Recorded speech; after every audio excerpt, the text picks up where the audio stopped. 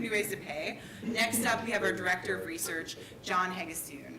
As Andrew had mentioned, John just came back from London, and he was out there launching our first international expansion. John is going to be talking to us about fintech disruption and how it's changing relationships in that sector. John?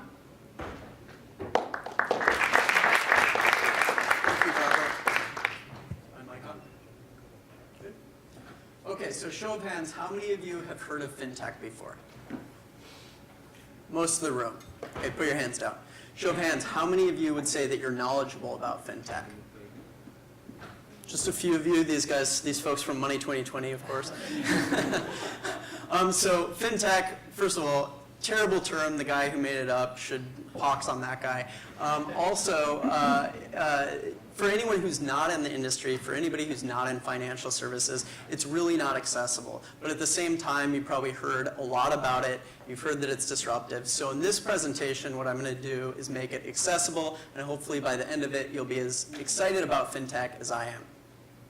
The way that we're going to do that is we're going to look at how fintech is upending three relationships within financial services. The relationship of financial services to consumers, the relationship of financial services to regulators, and the relationship of financial services to itself. So on this chart, you can see for those of you who are in media and advertising, which is most of you, I assume, CIOs in your industries, the vast majority of them say that they're being disrupted by digital right now, between 60 and 70%. Now, way down on that last orange bar, you can see financial services. Only about 30% of global CIOs say financial services is being disrupted right now. So why is that? Well, when you ask legacy retail banks, what they say is it has to do with regulation. The top three reasons they give are regulatory. And it's really an understatement to say that the financial services industry is heavily regulated. So we're going to talk about what disruption actually looks like in financial services because it is happening. A great place to start is the 2008 financial crisis. The reason why that is when you think about fintech, financial technology, you probably think, well, technology has been in financial services for a long time. What's changed? Why are we seeing so much about it right now? And the reason why is after the financial crisis, legacy financial companies started focusing all their energy on cost cutting as well as complying with the new regulations that came out of the crisis. And that created a gap in the market that entrepreneurs saw. So on your left, you can see that US mobile banking adoption has steadily increased over the last 5 years. People are using digital to access their financial services. And on your right, you can see that bank loyalty has actually gone down fairly significantly. So the percent of consumers who said that they definitely will not change banks fell dramatically from 46% in 2007 to 34% in 2010. So what did these entrepreneurs do? It wasn't that complex of an idea. They basically said, hey, let's start making financial services products that are really good for consumers. So a great example of this, many of you use Venmo. So if you think about how you historically have paid back a friend, there's really two ways. One way is you pay back in cash, and that's great if you have the exact amount of cash you need on hand, but if you don't, you have to go to an ATM. That's kind of an arduous process. There could be a better way. Second way is that if you carry a checkbook, and most people don't anymore, you can write a check for your friend. But that forces your friend to actually go to the bank and cash that check or send it in the mail. So the guys from Venmo came up with a fairly novel approach. They weren't the first ones to do it, but they did it really well. They said, let's do this with phones. So because everybody has a smartphone. So when you're at the table, you can just go into the app and you can pay your friend back the exact amount of money they need. And if you're cheap, you can pay them back down to the last cent. Additionally, if you're the type of person who doesn't like to look people in the eyes and ask them for money, there's a feature on Venmo that allows you to request money so you can do it remotely. And as a result, Venmo volume has skyrocketed over the last few years. You see it reached almost $5 billion in Q3 2016. Another example from our own proprietary research, we did a survey of US millennials, and 39.4% of those US millennials who were in our panel said that they currently use their phones to pay in-store at least once a week. So that's a very significant change in payment behavior. So as a result of all this, we see total fintech funding increasing rather rapidly. Basically, all of these different investors looked at these consumer-facing technologies and they said there's an opportunity here. So when we go back to upended relationships, the first one is the relationship of financial services to consumers. It's going from financial services companies focusing entirely on themselves to focusing on the consumer. And so you have this happening. You have financial services companies focusing on consumers, and the media is paying attention to the new products that they're putting out, and they're saying, hey, these are great products. The legacy products aren't that great. The customers are going to go from the legacy players over to these new fintechs. The fintechs are going to eat the bank's lunch. Regulators see this as a big opportunity, so they're a little bit embarrassed from the financial crisis. This happened on their watch. They're looking for ways to better protect consumers. And at the same time, they don't want to stifle financial services because it represents a fairly significant percentage of GDP. And if we're totally honest about it, a lot of regulators a little bit beholden to financial services, drain the swamp, that sort of thing.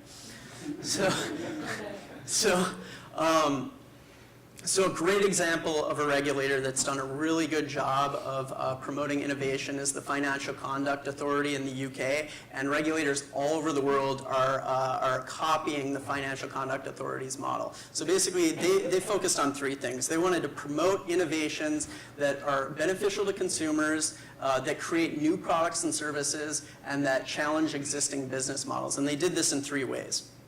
One is that they just give fintechs really fast feedback on their business models. So if you're going into market, you can see how regulation is going to affect you, and then you can get to market faster. Additionally, they set up this thing called a regulatory sandbox. And what that is basically the fintech comes to the regulator, they say, this is what I want to do, and the regulator waives a lot of the compliance burden why they test it out with real consumers. So the fintechs can adjust accordingly and bring a great product to market faster. And finally, the last thing they do is they take a lot of feedback from the financial services industry, and they identify areas of financial services rules that are prohibitive to regulation, to innovation, and they smooth those out. And it's working really, really well. So on this chart, what you can see is the number of challenger banks across the globe by country, and you see the UK has more than any of the other countries combined. And the reason why that is that these challenger banks, these banks that are challenging the legacy financial institutions, have worked really closely with the FCA to get regulated, to get licensed, and to get into the market. So that's the second relationship that's being upended, the relationship of financial services to regulators. It's going from this kind of weird dichotomy where the regulators are somewhat beholden to financial services and they're creating regulations that create barriers to entry and at the same time very adversarial, to the entire industry focusing on how to innovate better. But even with these really great consumer-facing products, a lot of these fintechs are finding it very difficult to build successful business models. So just a couple of the top challenges that fintechs are facing. Sorry, I can't see that there. Achieving about 61% say achieving scale and reach. Funding and finance is a big one, and gaining visibility and awareness is another big one. So they build great products, but they have a hard time getting visibility. And that's actually got VC-backed fintech funding slowing down. Not total fintech funding, but VC-backed fintech funding. And the reason why that is in addition to some of these macroeconomic factors that we've seen over the last year, the Trump presidency, the Brexit, the coup in Turkey, they've also seen some of these big fintech unicorns like Power Technologies collapse, and they're worried that they might be creating a bubble.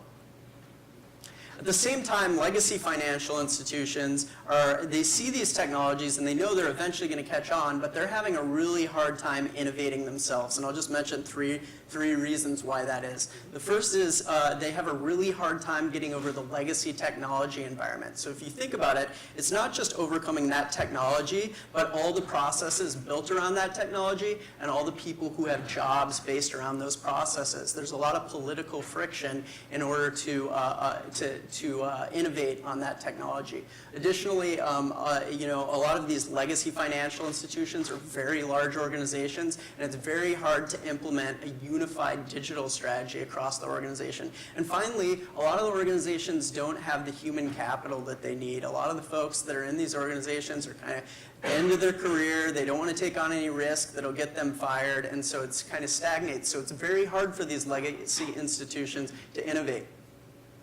But they know disruption's coming. So if we go back to our CIO survey, we see that 38% of those CIOs say that disruption is coming to financial services in less than 2 years. About another quarter say that it's coming in 2 to 5 years.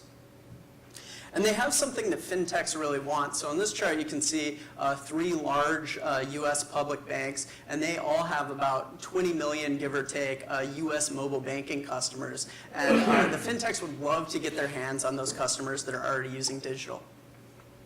So these legacy institutions basically say, hey, we need new technology, we can't do it ourselves, and we have something that fintechs want. Why don't we partner and outsource our technological development?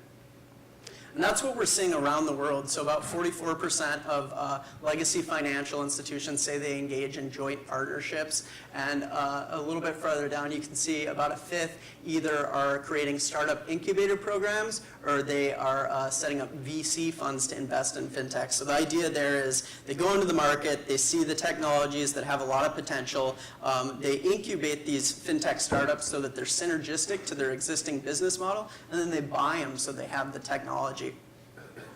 And that's why we see corporate fintech funding is on the rise, even while VC-backed fintech funding is slowing down. It's actually taking a larger and larger share of total fintech funding.